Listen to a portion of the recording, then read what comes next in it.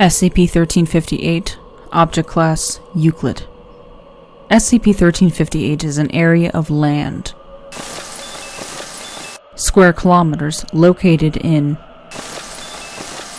Canada. It is heavily forested and experiences snowfall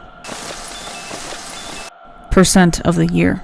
For the majority of the day, SCP-1358 lacks any anomalous properties. From 1930 to 0730, SCP-1358 becomes inhabited by entities henceforth referred to as SCP-1358-1. -1 appear to be animated, illuminated outlines of humanoid figures. They display signs of intelligence, occasionally performing coordinated and complex movements.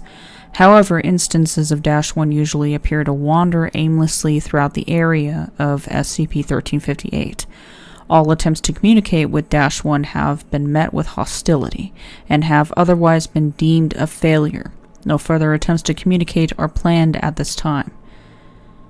At 0630, all entities freeze in place. As the sun rises, the illumination of the entities appears to wane, the outlines blurring until -1 resembles solid masses of dim light. By 0730, all instances of -1 have faded completely. This effect can also be replicated with artificial light, although to a lesser degree, and will usually provoke the entity to retreat before disappearance. -1 displayed the ability to locate human life anywhere within the area of SCP-1358. In the event of human introduction into the area, all entities active within SCP-1358 converge on a subject until making contact. Subjects who come in contact with -1 involuntarily tense up, effectively paralyzing them. Instances of -1 then begin climbing up onto each other's shoulders until eye level with the apex of the closest tree. The subject is then transported up this ladder and placed at the peak of the tree, where they remain until vanishing along with -1. This is unique to humans. Entities ignore all other fauna introduced to the area. How either the entities or the subject retain their balance is unknown at this time. Addendum 1358-Alpha. Reports of unusual behavior by SCP-1358-1. April 12, 1989. All instances of -1 materialized on the tops of trees and remained stationary until disappearance. Humans introduced into the area were ignored. November 23, 1992. At 0230, all instances of -1 joined hands and surrounded the nearest tree. At 0448, all instances of -1 disappeared spontaneously.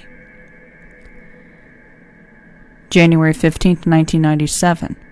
At 1830, guards on duty reported hearing whispering. -1 did not appear until 0247. At 0300, all instances of -1 became stationary and appeared to look up, remaining this way until disappearance. Reports of whispering continued until 0812. July 9, 2002. At 2237, all instances of -1 formed ladders similar to those during human interaction. No human presence was detected inside the zone. At 0012, all ladders began to converge on a central location. Once together, all ladders fell backwards and remained stationary on the ground until disappearance.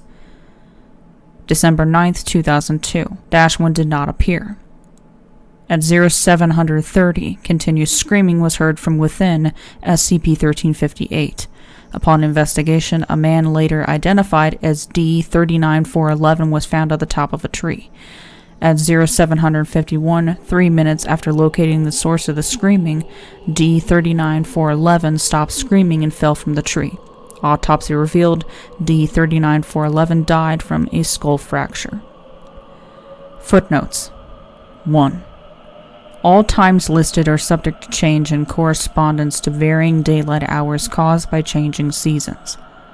Special Containment Procedures.